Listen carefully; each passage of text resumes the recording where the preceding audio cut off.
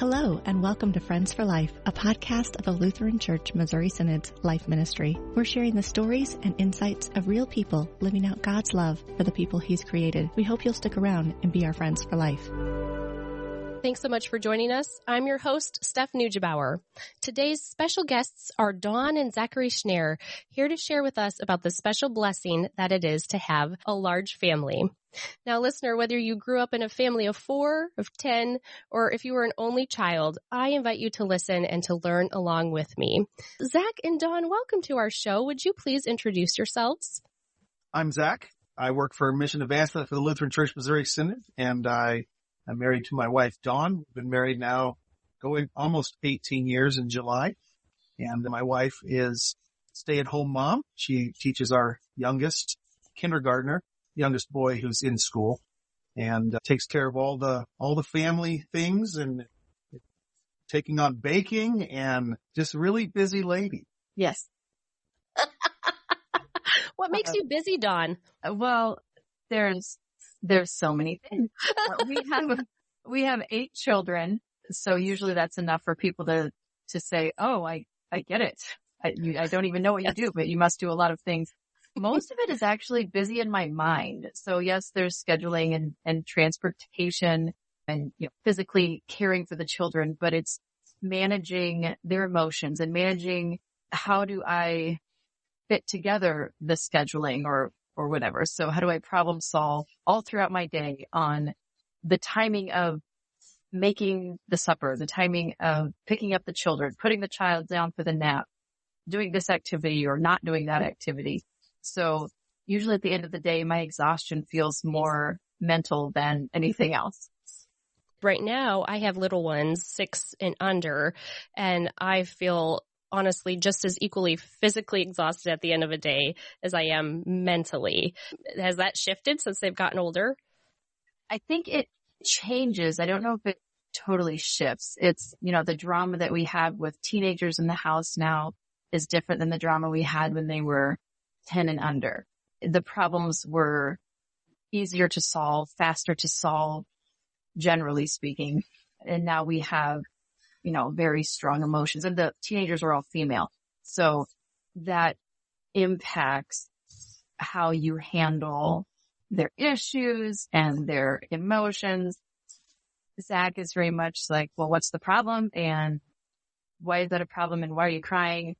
And they most of the time don't even know I don't know why I'm crying.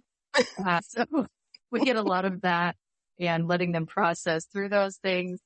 But then as they get older too, you're helping them prepare to be independent outside of your home in a different way than you do when they're 6. When they're 6, you want them to be able to dress themselves and clean themselves and get themselves a glass of milk or something. Whereas when they're 16, you're thinking, okay, I only have a handful of years left. I want to make sure you can function outside of my home and that you can interact with people appropriately. You're going to make good choices. Obviously, we are living in a sinful world and we're sinful people, so they're not all the best choices, but how can we help guide and direct them so that we feel confident in letting them out from under our shelter little bit by little bit? So now what are their age ranges? Our oldest is 16. Then we have a 15-year-old, 13, and 10. Those are the girls at the top of the list. Then we have 3 boys, ages 9, 6, and 4. And the toddler is 2, and she's a girl. And then we have another one coming this summer, and that is yet to be determined. Let me rephrase that. God has determined if this is a boy or a girl. We just don't know yet. We won't know till the baby's born. I think it's perfect. Well, congratulations to you. I did not realize that you were expecting. I just have a burning question because I have 3 children and I feel like I am swimming in the deep end, just treading water, trying to keep my head above water most days. So you have 8 expecting 9. How do you do it? What is your secret sauce? There is no secret. It is by the grace of God and the help of your neighbor. And I would say give it a couple more years. When the oldest hits 10, things seem to get a little easier because then they are not just capable of helping themselves, but they can actually be actually helpful with the other children. And that depends on your child too. Of course, every 10-year-old is different, but I found that once we had slogged through 10 years, then it seemed like, oh, now the children can be more helpful. The older ones now get to help me with the younger ones, whether they like it or not sometimes. But it's usually a trade-off. Well, would you rather stand here and make supper, or do you want to go give the baby a bath? Would you rather fold the laundry, or would you rather, whatever it is that I'm doing, I give them the choice. You can either help with the baby or help do this. Sometimes they choose a chore. Sometimes they choose the younger sibling. Either way, the jobs are getting done and I'm getting some support there. I think you also end up just getting more used to the way life goes in some ways. Like, I'm not intimidated by toddlers anymore, when at first it was a really intimidating, oh, now they're toddlers and now I have to do this or do that. Well, I've already done toddlers a few times, so I've seen most things happen and it doesn't bother me. Now, teenagers were just on the beginning end of that, so that's still intimidating and trying to manage that. But hopefully by the time, our 5th or 6th child is a teenager, I'll say, oh, I've seen this. I know a better way to handle this than I did the first time or the second time. So some of it just is life experience, I guess, too, just knowing, okay, this is normal. I can expect this, or this is how I could solve the problem in advance and not have that problem come up potentially. So let's backtrack a little bit. How did you meet? You can go. I did a lot of talking. Day one in college, we both went to Seward together, and she was in kind of this first introduction to freshman orientation. She was in my group, and she was supposed to call me, and she never did. She said I gave her the wrong number, which I didn't. He did. And then, yeah, the rest is kind of his. We started dating about 10 days later, and yeah, now we have 9 kids. Okay, so you are Seward grads, and you met the first day of college. Oh, did you offer to take in her things into her dorm, or how did that happen? No, we were all moved in at that point. You offered to fix my computer. Oh, because we couldn't get the Ethernet to work because my dad didn't quite know what he was doing. and so I couldn't access internet. And you're like, well, I have tools. And then you just showed up at my door. I don't know. You had wire cutters and I don't know. But you fixed the problem and I could access the internet again. Wow, what a guy. That was memorable. So did you marry while you were in college still, or did you marry after graduation? So after a semester of school, I got deployed to Iraq. So I was gone for three semesters. I came home on leave and we got engaged. And then we did another year of school, and then we got married that summer. We were still in school, but You were still in school. Okay. Now, let me ask, when you first started dating and in your early year or so of marriage, did you talk about how many kids you were hoping to have? She has a little larger family. It's just me and my sister. My parents only had 2 of us. She's got 4 in their family. Mom and dad had 4 kids. I just assumed she wanted to have a few more than what my parents did just because of her background. But I don't think we really discussed quantity. Not when we were dating. After we got married, it was when we were pregnant with our first child. And it was, we never really talked, how many kids do you think you might like to have? And do you remember your answer to that question? No. You said, we didn't know what we were having, a boy or a girl. And he says to me, well, I'm not having 7 daughters. Because I said something about, well, maybe we should at least have, it would be great to have at least one of each. We would get the variety there. And that's when he said he wasn't going to have 7 daughters. And then God gave us 4 daughters in a row. And everyone said, well, maybe you are having 7 daughters. God and I had a discussion at that point in June of 2012. I said, okay, Lord, I guess I'm only supposed to be a dad of girls.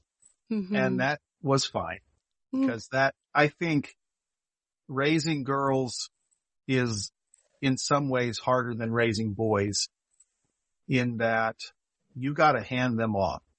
in the future, you have to make sure that spouse is right. Now, I guess there's still some of that in the guys. You got to make sure that he is the right one and he's raised the right way to be the right one for another dad's daughter. But it's kind of daunting raising 4 girls back to back. Well, he felt that way so strongly that when we were pregnant with our 5th and we didn't know what we were having, we just didn't even pick a boy's name.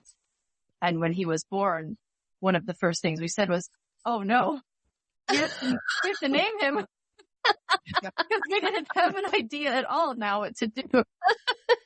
So that was just God's irony, I guess. There needs to we're be, fine with it, just girls, and we'll only pick girl names, and then he finally gives us a boy. There needs to be a college course on naming kids. I agree. Struggled with naming kids.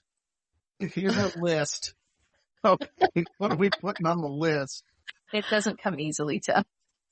I think that parents who really find names to be important, it doesn't come easily because you want to pick a fitting name for your child. And I agree. And maybe parents should be having classes on how to name and spell their children's names.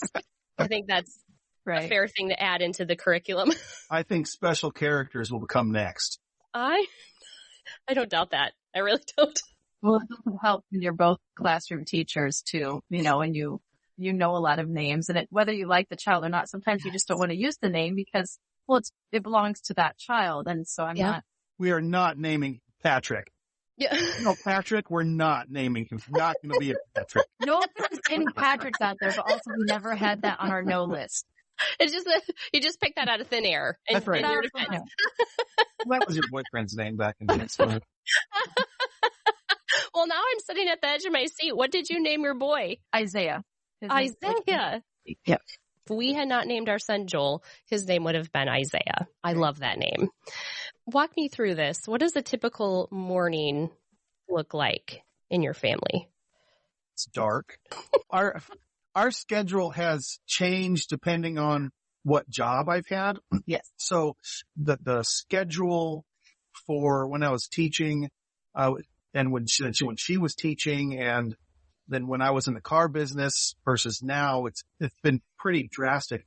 Right now, she's getting up and getting ready to doing the shower bit, and I'm getting kids up and going for in the morning, cooking breakfast, and then we high five, slap each other's hands as we're passing in the hallway, and then she continues to get them going. And I get him on the bus, and he gets himself ready for the day, and then most of the time they make it to the bus. The children who are leaving the house for school these days are 13, 10, and 9, and they make their own lunches. They started doing that quite a while ago. I make sure I have appropriate things in the pantry and in the refrigerator for them, and they know what they can and cannot have, and generally abide by those rules pretty well. They are pretty self-sufficient. I just have to monitor and remind them of the time. They get on the bus, and then we have older girls who are home, 2 older ones, because they do Lutheran High just down the street for only 1 class in the day, but then they are Wittenberg Academy students for the rest of their schooling. So they stay home most of the time. And then we have the younger ones at home. And so I feed the little people breakfast. I get them ready. Our school that the children attend, which is connected to our church, has chapel every single day. And so I take my children most days to chapel, and we do either Matins or Divine Service with them daily, and then come home and start our day of events, whatever it happens to be that day. Usually when he gets ready, then he'll go to the basement because he works out of the basement. So he goes down to his office and he works. And then I do whatever needs to be done, and including teaching kindergarten to the 6-year-old. So that's just kind of how it goes. She's got a pretty good kind of system down. She'll get a bunch of the dough ready for baking bread. She's been baking bread almost every day. And then while that's rising, she's doing some teaching. And then they take a break and she splits the dough again or whatever. She got that worked out pretty well. She's now taking on the task of, there's a half of us are gluten-free. So she's trying that whole hand of gluten-free baking. So some days it's better than others, but she's giving it a go. I just commend you for trying. Good for you. I buy my bread and it fascinates me that anyone can actually make bread, because I just assume it arrives at the grocery store and that's how it started in the beginning. Some math on it. We started in January, and, part of it is thinking about what are some lost skills that really shouldn't be lost, that our children should know how to do and that I should know how to do. And I thought, baking bread, I should know how to bake bread. My children should know how to bake bread or bake other things than just bread. So I do a lot of cooking and baking, but yeast breads haven't been something that I really did very often at all. So we've been experimenting with different breads, and the kids have enjoyed helping, and they've enjoyed helping taste it mostly. And they give me their feedback. Generally, I don't mess it up too much, and they'll say, this one was better for this reason, but it gets eaten even if they say it's not as good as the other one. That was one place I thought, I can start there. I can start by baking bread and learning that skill. I don't sew or do any needlework or even keep a very tidy house, but I can feed my family right now. So there's that. We also then did the math. Is this even economically smart? Should we even be considering this, or is it better just to buy it at the grocery store? Because, I'm sure people have considered, if you have that many children, what is your grocery bill like? And usually, so I just went to Costco yesterday, and we get this comment almost every time. They ask me if I'm throwing a party or just, stocking up for several months or something. And I generally say, it kind of feels like a party every day, but we just have 8 kids, and this is, I'll be back in about 2 weeks to get my next supply of food. And that gives us a variety of responses. Generally, people don't know what to say at first, and then they kind of chuckle and they look at it and they say, I guess this makes sense then that you're buying, all of these groceries. So we did the math, and it was going to save our family money to make the bread at home. It's not a ton, but the one thing I don't have to do is buy bread. Yeah. Right. Well, if we were rationing the children, it kind of has a negative connotation to it, but that's really what it is. They only get so many of each thing in a day. Sure. So, you already had an apple, you don't get a second apple, or we don't have any apples for tomorrow. You already had this snack, you don't get another one. So everyone was limited to 2 pieces of bread in a day. So if you want a piece of toast at breakfast, you are getting a smaller sandwich at lunch, or maybe you're not having a sandwich at lunch, but you get to make your choices on when you eat your 2 pieces of bread. So now they're happy because they have more freedom and they can eat more bread, whatever they want, because mom's making it and she's not complaining about having to buy the bread. Well, we're trying to be good stewards of the resources that God has given us. We also try to make sure what we're putting in our kids' bodies is pure. And, we know exactly what we're putting in a loaf of bread when she makes it at home. Right. We don't have to try to get out the thesaurus or the dictionary and figure out what this item is, Right. Yeah. Yeah. So, this morning, kind of ironically, I read an article. The headline goes something like, "This famous actor is right that not having kids is easier, but he's wrong about everything else." So I know what article you're referencing. I haven't read it yet, but I saw it pop up. So, and he is right. I assume where you want us to take this, right? Right. Yeah. I'm assuming that's a given, right? Yeah. It's totally easier to not have children. You know what kind of house we would have, and what kind of car we would have, and what kind of trips we would go on. Oh, yeah. Yeah. Yeah. If we didn't, I've never put a pencil to paper and figured out, how much does a kid cost you in a lifetime? Or, there's those statistics out there on Google, and you can say, it costs $300,000 before they get to college. And I don't see that, because that means I'm rich. Dude, I'm a Lutheran educator. My wife was a Lutheran educator out of college, and church work is not where you get rich in terms of money. Yeah. But life would be different, way different. I think about that though. I thought about it before this article headline came out, with people who choose to not have children. I think about the older people that we know who don't have children, oftentimes they seem to long to have a relationship with the younger generations. You know, most of them, I don't know their story. Some share with us and some don't, and that's fine. But to see them longing, you know, it's like, well, I lived my life, but now that we're retired, what's next? We don't have grandchildren to visit. We don't have children that will visit us. And so we obviously won't have to worry, probably, God willing, about that when we're old. But it's just an interesting thought to ponder. And then the reasons why people choose not to have children. And I've heard several reasons. And yet life would definitely be easier. But I feel like for us, it would be empty in a way. And that's not to say that, especially for those couples who long for children and God has not blessed them with children, that, oh, they just lead an empty life. I don't mean that at all. I just know the fullness that the children have brought to our lives. And it would just be a very different life. And I think that I would still be seeking out ways to fill that emptiness with my neighbors.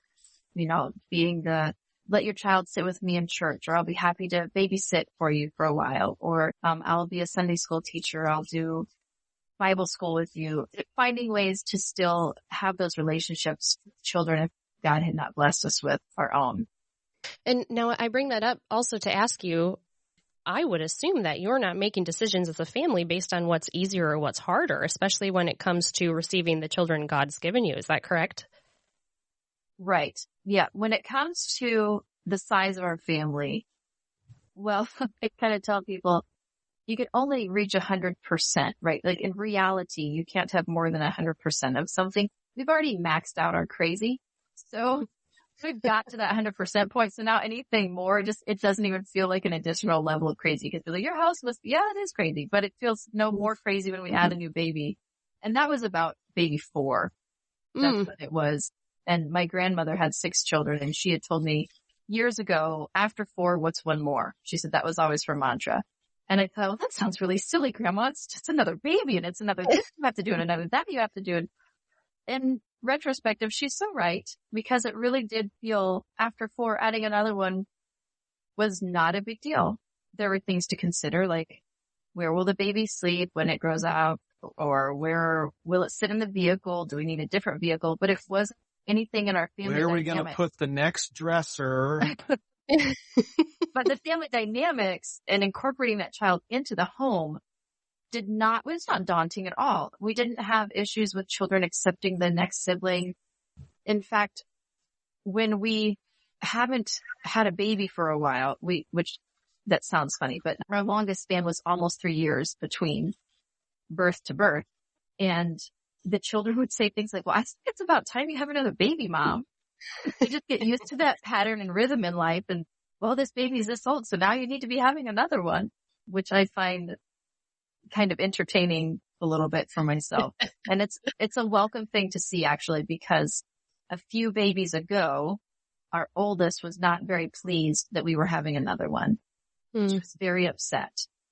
And this goes to the language that you use when you talk about children and the gift language. And I realized too often the message they were receiving from society and from sometimes family members and from sometimes their own parents was children are a burden, and children are a mess, and children are loud, and children get in the way of me doing my life. And so it really bothered her that we were having yet another one, because she viewed this child the same way. It's just going to bother me. It's just going to be loud. It's going to be another mess. It's going to be another reason we can't do something. And so we had to stop and evaluate and say, wait a minute, what are we telling our children and what we say and what we do and those around us? What is the comment that the stranger says going to mean to our child? And so how do we hedge them from feeling those kinds of things? Because we certainly don't want our children to feel that they themselves are a burden and that we don't appreciate them as the gift that God has given us. Now, obviously, some days we feel very burdened by the responsibilities that we have with these children, but the children themselves are not the problem.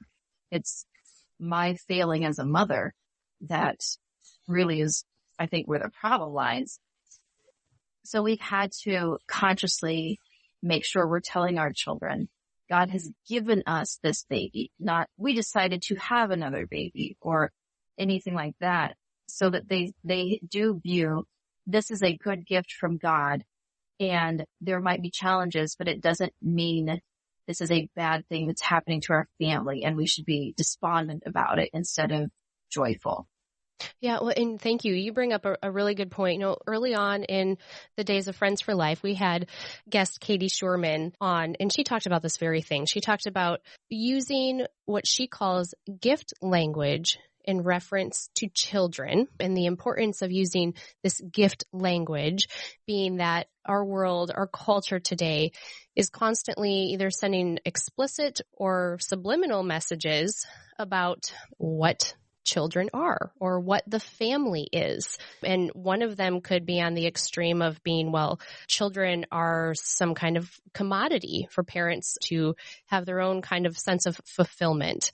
Or on the other end of the spectrum, well, they're merely a byproduct of reproduction, rather than calling them what they are and what Scripture calls them, which is a gift from the Lord that God gives in His goodness as a blessing.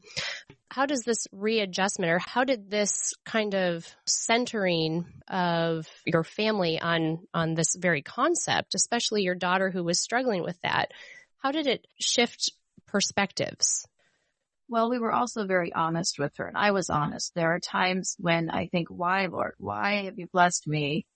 I'm going to use the word loosely right now when I speak to you, that with these children, when it doesn't feel like a blessing, it feels frustrating, it feels burdensome. And how can I view these children as a blessing instead of through my eyes of frustration and hesitation and inadequacies? And a lot of that perspective that I had, I go to my sister-in-law, his sister, quite often with these feelings and frustrations, because she really taught me a lot. When we first got married and we're having children, we never once had the discussion of, we'll just let the Lord provide and give us children. And it was very much a controlled sort of thing, like where we only want X amount, or we only want them at this time.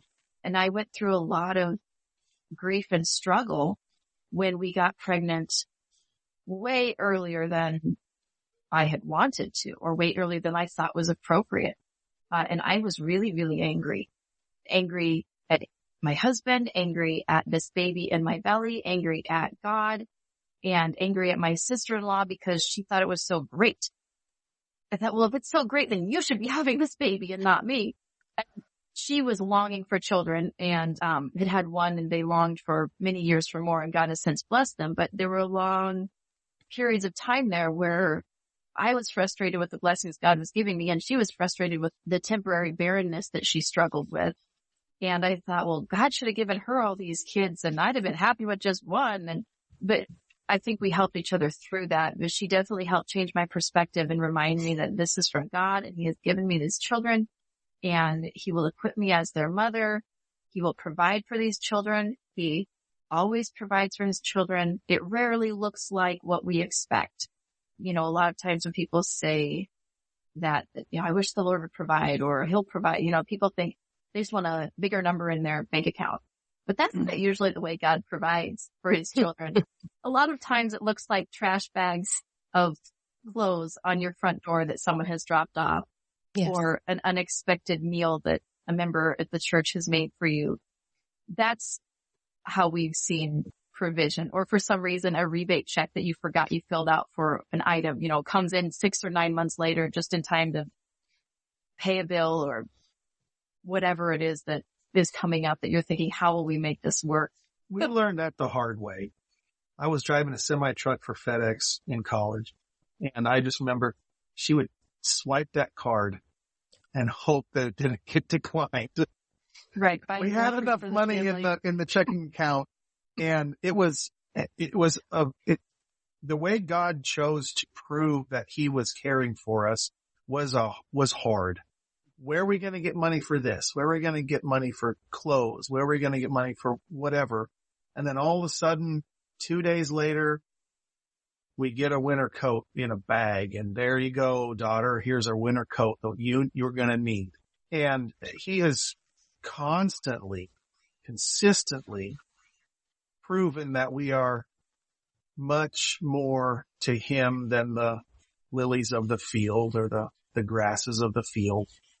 I was in Lowe's this morning, and there was this bird on the outdoor section. And there's these hanging baskets of that like brown grass that's pressed in, and you can hang your flowers up, right? And there's a bird perched on it, pulling some little grass out of that. And I thought, okay, the person who made that did not intend for that bird to use that grass for a nest, but yet there it is. So I see that all the time, and it echoing through my life, how we think we need this and this and this, but then God says, nope, you need this, and here it is.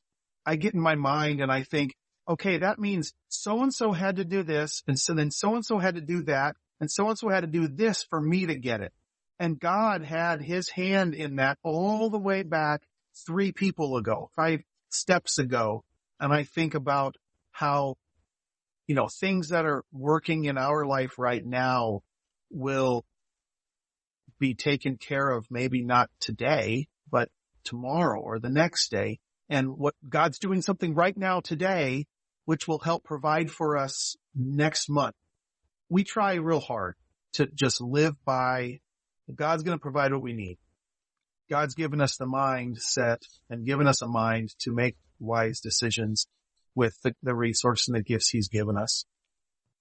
We've had the conversation at the dinner table before where I've made it clear that the kids know that they are half of my genes and half of her genes, but they're not my kids. They're not her kids. They're not our kids. They're in our care, and our care as children of God to care for other children of God. It is a hard responsibility. It's rewarding because you get to see growth in things of the world through them, ability, them growing and being smart and learning and getting friends. And you also get to see the blessings that we get to see them growing in their faith and how they can share the word of God, or how they can share their views of life matters with other people. I get to experience that. I don't see them as mine, and I get to control them, and they're doing things for me. I love it when they make me a sandwich. But they're not on this earth to please me. They're not my servants. That viewpoint makes me treat them differently. Yeah. Whereas I might be hard on them for some reason, but I have to know that the reason that I'm hard on them is because it's a God issue, that they're not doing something right, or they need to be doing something differently, not a personal want issue. Mm. We have a mantra in our home, and it's people are more important than things. It means a couple of different things, or has multiple meanings. But one of them being kind of like what you said, people do not have, in the eyes of a Christian, a kind of utilitarian value to them because of what they could do for me to make my life better. That's kind of what this article that I read this morning is harping on, that idea. Well, sure, if you want to think about life in terms of what's easier for you and what makes you more successful in the world's eyes and what makes your life easy breezy, then that wouldn't involve more people, right? That would involve less people. And so that's how the world views people without God. But the way that God views people is very different. And so we look at a family like yours with 9 children, and we see the Lord has blessed you. He's given you under your care people that will live into eternity, not just for this life, but on into the next, that not only you get to enjoy, but we as a larger family of believers get to enjoy as well. We get to serve and be served by them. We get to do this life with them, to worship our Lord with them. And that's a wonderful thing. And Christians, you especially, get to bear witness to what God teaches about life just by very nature of what he's given your family. It's a testament to the person at Costco who's ringing you up thinking that the groceries that you have, you're throwing some kind of graduation party. Well, actually, no, this is to feed my family for a week. What an awesome way to share with them, whether, overtly or not, the way that God has blessed you with the people that he's given you in your family. You mentioned some of the challenges, and that includes finances, that includes scheduling and working around everybody's schedule, that includes the chaos and perhaps the messiness of a home. But what are some unexpected joys, some blessings, some kind of misconceptions that maybe people would have about a large family, but you've seen it to not be true? I think maybe other people see the blessings even better than we do, since we're living in the midst of it and we see all the things, we see the fights and the arguments and, just the struggle of living in a micro community within these four walls. But I've noticed and this isn't just our family, we know several families with just as many kids or even more children than we have. And it seems like there is a natural understanding of how to help one's neighbor when you're raised in a large family, and you help without needing to be asked often. It seems like many families we know, the children just jump up and they'll help the younger child, not their sibling necessarily, just this child needs help on the playground, or the child needs help, putting food on their plate at a potluck or whatever. So they'll offer to help regularly, and they know how to help. They also know how to learn from a variety of people. So some children maybe only experience learning from teachers and parents. But when you have a house full of children of all the ages, the youngest is learning from the next one and the next one and the next one. And they learn sometimes not the things you want them to learn, but they also learn things I wouldn't have thought to teach my 2-year-old because I'm busy doing other things. And well, isn't that funny? They taught her this song, or they taught her how to do this finger play or whatever it might be. So now she knows the skill, which is great. They're practicing as the older children how to communicate effectively with the younger ones. And then my prayer is that helps them become really well-equipped parents. My girls will ask me, especially the oldest, because she's closest to being out of the house, well, what do you think I should do? Or should I be in this or should I be in that? And where should I go to college? And I always tell her, well, that might be a good school if that's the job you want to have, but do you think in that location you'll be able to find a faithful Lutheran spouse? And she just sort of looks at me like, Mom, why does it always come down to this? Because someday you want to get married. And it's not that I want you to get married when you're 18 or 21, but you're going to have a hard time finding a Lutheran spouse if you don't go where the Lutherans are. Yeah. So, and I don't mind if you don't have a career. If you don't really even know what you want to do, but you want to get married and be a mother, great. So we'll go on a path to help you figure out what you're doing when you leave our home. And if that means it gets interrupted because you get married, then so be it. That would be wonderful. You're going to have a family. And then I've got others who say, Mom, I want to be a mom and I want to stay home with my children, but I want to have a job maybe before or sometimes in between. So what's a good job that works with a family? Well, so then we talk about that. And the other thing that I've noticed with the large family and a blessing is that the children learn that they're not an island.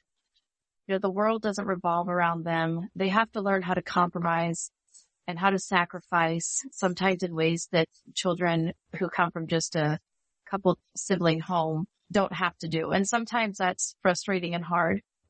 But I think in the long run, it's beneficial for them because they're learning that sacrifice and compromise pretty early. And they learn that you can be happy without getting everything you want. You can be, maybe I should say you should be content.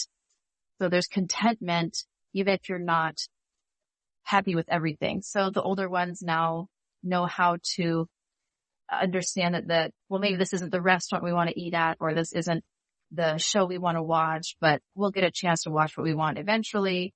And look how happy the little people are because they're getting to watch this silly show or whatever, the case is. We don't want to play this game, but they really enjoy playing that game. So we'll play it with them for a while. So it teaches them a different kind of patience and understanding when dealing with their neighbors, their nearest neighbors. And there are a lot of struggles with having this many personalities in the house, because just because you come from the same two parents doesn't mean you have the same personalities in your children, whether they're the same gender or not. And so, we've got 8 very different personalities in this home. And sometimes they work together lovely, and other times it's very hairy, and it takes some muddling through and almost a level of counseling that mom and dad have to do to help children come to an understanding or a toleration of one another. You might be mad right now, but you can't get away from your sister. She's your sister for life. So what are we going to do about this? You can take a break for a while and go to another room, but eventually you have to face each other. And so how can we do that? So those are skills that, there's not a lot of places to hide when you have this many folks in a home, and the home is not really that large. So you got to figure out how to get along and get over things at some point. Just good life skills in general to have. And people who will be in their life in the future will be blessed by them knowing that. I hope so. Yes. Well, that's something I tell especially my 6 and my 4-year-old boy and girl, they just bug each other. Now, they're probably too young to understand what I'm talking about, but I feel like a sage when I tell them this. I say, your friends in your life will come and go, but your siblings will always be there for you. You will always get to have them as a friend. So let's think about that when we're treating each other the way that we are. And remember that you get this person for life. So you're stuck with them, and that's a good thing, Right. I don't think it's too early to tell them that, though, because then it becomes part of them and it's an understanding. Even if they don't really get what you mean by it right now, they'll get it at some point. And I don't even think our teenagers get it right now because they're just annoyed with each other at this point for this reason or that, or they just think, well, once I'm out of the house, then things will be different, or I do or don't have to see my family when I want to. But they'll get there. I just keep praying they'll get there. Maybe by the time they're 25 or 30, they'll have a change of heart and realize, I love my sister. Maybe I want to spend time with her. Yeah. I pray that too. I do. Dawn and Zach, as we wrap up, if people are just taking away one thing from our conversation today, what is it that you want them to take away from our time together? One of the things is I hear a lot of times people say, oh, you have that many children. I could never do that. I thought the same thing, and I'm not a superwoman, and I'm not doing anything extraordinary. I'm just mothering the children God has given me as best as I can every day with the help that he's provided in my husband and my extended family and our church family, because the Lord provides, and he's the one who's doing these good works. Because if it were really up to me, this would be a very different situation. So I think the biggest misconception is just that mothers of many or fathers of many are different kind of people than, a mother that only has 2 children. And we're not different people. We just have different families, and we slogged through different things in different ways. As in, some people assume that you have some kind of superpower or like special personality that allows you to handle this many kids. Is that what you're saying? Right. Or you must have it all together. You have all these kids, and so your house must be so organized, or you must be this or that. Well, no. Organization works against my personality the way I've been before children. And so it's actually another challenge having all of these children and having to force myself to plan and organize when that's just not really something that came naturally to me. So no, there's nothing remarkable or unique about us, that we have some kind of skill or personality that makes it easier for us, or that makes it so that other people couldn't have many children too. Just that here we are, and God is just walking through it with us. This is not the life that I ever had planned. There's a lot of responsibility for Dad.